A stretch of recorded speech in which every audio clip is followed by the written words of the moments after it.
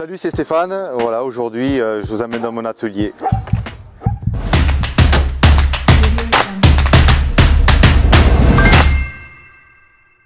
Donc, je vais vous raconter un petit peu mon parcours, pourquoi j'en suis arrivé justement à fabriquer des batteries lithium. C'est dans mon expérience de la pêche, en fait, on avait tous le même problème, c'est-à-dire ces batteries plomb qui pesaient un âne mort, en fait. Et c'est en pêchant avec une personne, on a un petit peu échangé et on avait cette nouvelle technologie, le lithium, qui arrivait sur le marché. Et on s'est dit pourquoi pas peut-être faire un produit nouveau pour arriver à ce qu'on a aujourd'hui.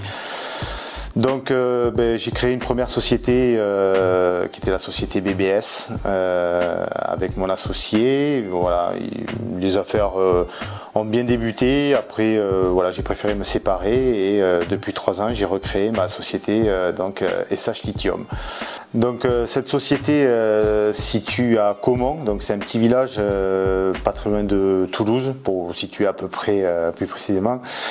Moi, cette société, j'ai travaillé pendant 1 an et demi tout seul à peu près pour la mettre en place. Et aujourd'hui, donc, on a Aurélie qui s'occupe de la partie administrative qui nous a rejoint depuis un peu plus d'1 an, et mon frère qui s'occupe de la partie atelier qui est là aussi depuis à peu près 1 an et demi.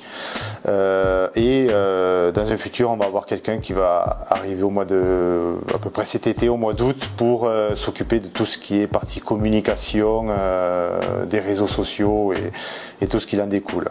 Donc là on est devant la gamme de batteries lithium. Donc on a 2 gammes en fait. On a la partie lithium-ion qui est notre best-seller en fait, où on travaille tout le temps, et on a la partie LiFePO4 ici qu'on a développée depuis quelques temps maintenant pour répondre à une demande particulière.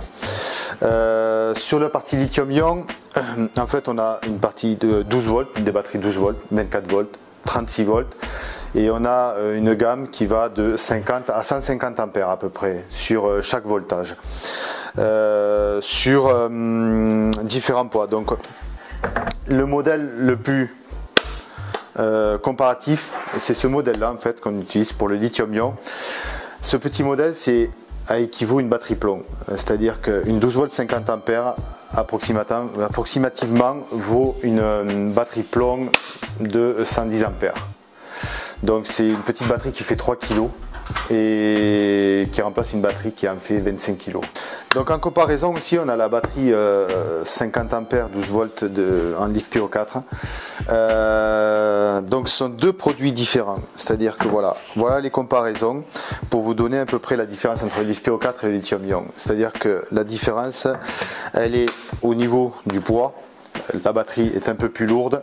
Donc voilà, donc pour faire une petite comparaison, on est sur un produit aussi qui a une durée de vie plus importante que le lithium-ion et qui a un niveau de stabilité aussi plus sécurisant. C'est-à-dire que comme par rapport au lithium-ion qui est beaucoup plus stable. Voilà, donc c'est un choix, surtout pour des personnes qui sont sensibles à la sécurité des batteries. C'est pour ça qu'on a évolué nous sur ce produit-là, justement pour pouvoir répondre à une demande particulière et à des gens qui sont assez restreints sur le lithium-ion. Bon, pour vous montrer un peu plus, je vais vous montrer comment ça s'assemble une batterie de A à Z. On va passer à l'atelier.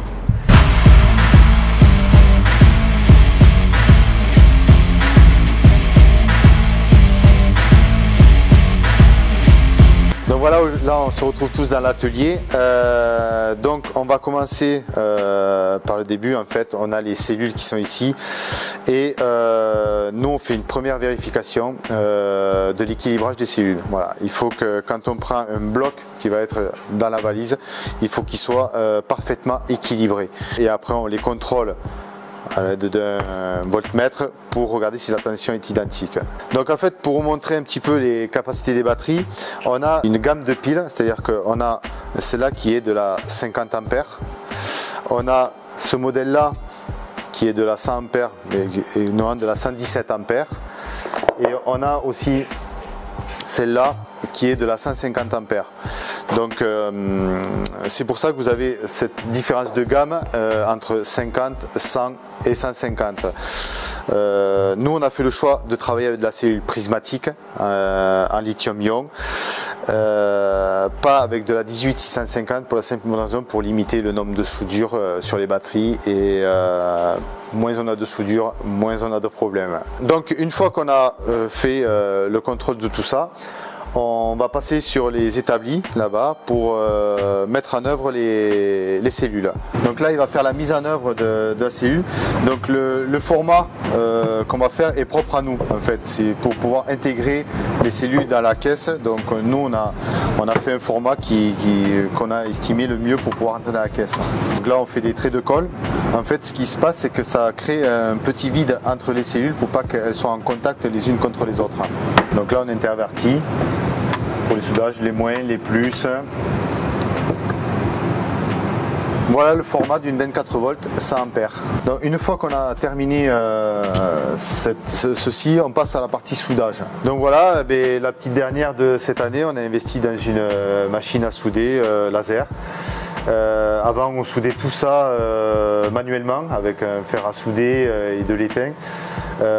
Donc on a pris la décision d'acheter cette machine pour avoir une meilleure qualité de soudure.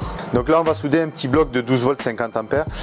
En fait ce qui se passe c'est qu'on a des rouleaux de nickel d'une certaine épaisseur et on coupe préalablement des petits bouts comme ça qu'on définit, et après là on est en train de faire le programme de la machine et on va souder directement ces bandes de nickel sur la cellule.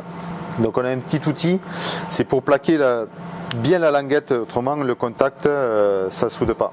On vient de finir toute la partie des soudures, tous les ponts, donc on va procéder maintenant à l'installation du BMS. Là c'est pour une 24 volts, donc on est à 60 ampères pour les moteurs électriques. Ce petit boîtier va servir à faire l'équilibrage des cellules pour tenir les mêmes tensions, et aussi il fait office de sécurité, c'est-à-dire tout ce qui est coupe-circuit, tension haute, tension basse de la batterie. En fait c'est ce petit boîtier qui gère tout. Donc voilà la caisse de marque Nanuk en fait, qui viennent du Canada, des caisses étanches. Donc on les a ici, elles ont un joint périphérique, sauf que nous on part au principe qu'on ne les vend pas étanches parce qu'on va faire des perçages à l'intérieur de la caisse. Donc on essaye de les étanchifier au maximum, mais on ne garantit pas l'étanchéité à 100%. Donc c'est pour ça qu'on préconise aux personnes de faire très attention avec les immersions dans l'eau ou sur des fortes intempéries.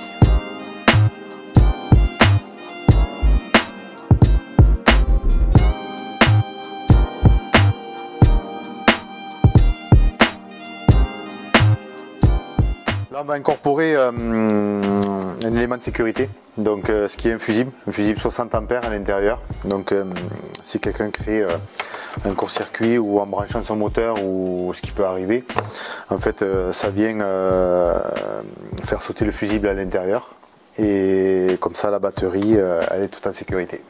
Maintenant que la caisse est terminée, on va mettre l'intégration de la batterie à l'intérieur de la caisse.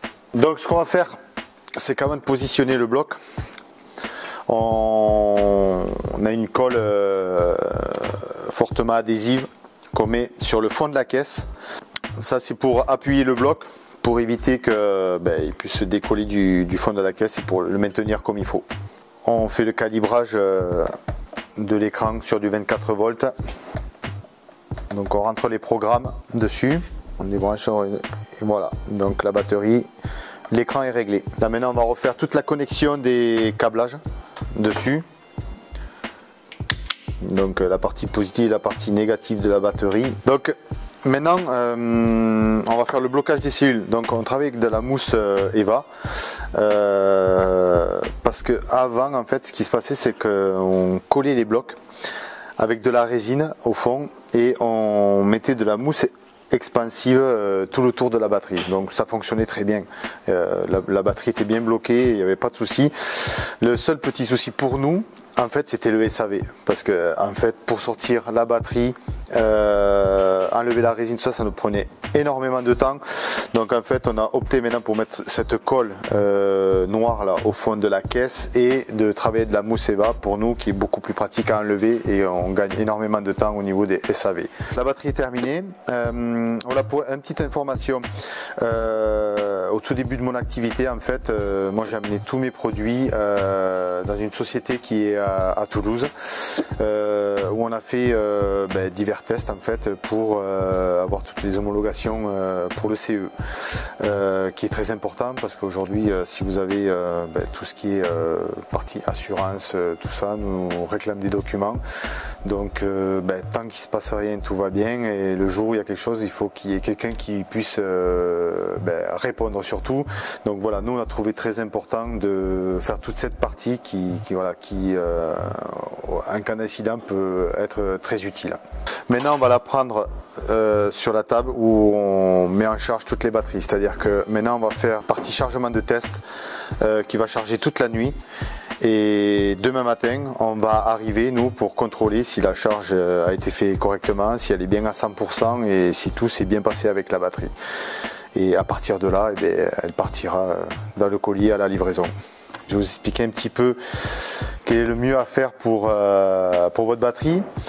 Donc, quand vous êtes en session pêche pour votre batterie, en fait, quand vous sortez, faites une session, vous allez arriver, vous déchargez votre batterie, vous allez être à 80% de décharge de la batterie, ou enfin il vous reste 80% d'autonomie. Il n'est pas systématique de recharger la batterie. Il est plutôt préférable d'amener la batterie entre 50-30%. Elle peut aller à zéro, il n'y a pas de souci, mais une valeur de 30% c'est très bien. Et quand vous êtes à peu près dans ce milieu-là, vous rechargez votre batterie pour continuer, pour refaire une session de pêche. Si vous arrivez où vous êtes une première sortie à 50% d'autonomie de la batterie, bien entendu que si vous avez la même lendemain, il vous faut recharger votre batterie, autrement vous n'arriverez pas au bout de votre session. Pour la partie plutôt hivernage, c'est-à-dire que quand la pêche ferme fin janvier, vous allez reprendre le mois d'avril, donc elle va rester 3 mois. Idéalement, c'est de la mener à 30% d'autonomie. La batterie perdra très peu, donc vous la laissez comme ça dans un endroit tempéré, évitez le froid ou les coins humides, il vaut mieux la mettre dans un endroit bien tempéré, et vous la rechargerez la veille d'aller à la pêche. Comme ça, vous êtes sûr que vous optimiserez au mieux votre batterie. À la différence du LiFePO4, vous pouvez la descendre aussi. Par contre, il faut être un peu plus vigilant sur les décharges parce qu'il faut aller la recharger de temps en temps. Pas la recharger à fond, mais lui mettre un petit coup de chargeur pour réactiver la batterie. C'est la différence entre le lithium-ion et le LiFePO4. Donc voilà, tous ceux qui possèdent des batteries LiFePO4 en période de 3 mois, il faut aller de temps en temps leur mettre un petit coup de chargeur pour pas que la batterie tombe dans des décharges trop profondes, autrement vous ne pourrez plus démarrer la batterie après. Donc voilà, là je vais mettre la batterie en charge. Donc là c'est parti, vous voyez, voyant rouge. Quand la batterie va terminer de charger, le voyant va passer au vert directement. Un petit point aussi, vous avez l'écran de contrôle. Quand il y a marqué 100% sur la batterie, que vous avez le chargeur qui continue à charger, il faut absolument laisser la charge continuer jusqu'à ce que le chargeur s'arrête tout seul. Parce que en fait, la batterie va s'équilibrer sur les tensions hautes. Donc quand elle est chargée, elle fait un équilibre. Donc si vous coupez la batterie, à chaque fois, il peut s'avérer que la batterie, vous allez la déséquilibrer en fait, et à un moment donné, vous verrez, elle ne chargera plus à 100%. Donc pour les frileux du lithium-ion surtout, voilà, nous, vous voyez, aujourd'hui sur les tables, on a peut-être chaque jour des dizaines de batteries qui sont en charge tous les soirs. Et moi, ça fait 3 ans que j'ai fait ça, vous voyez, j'ai pas eu de problème particulier.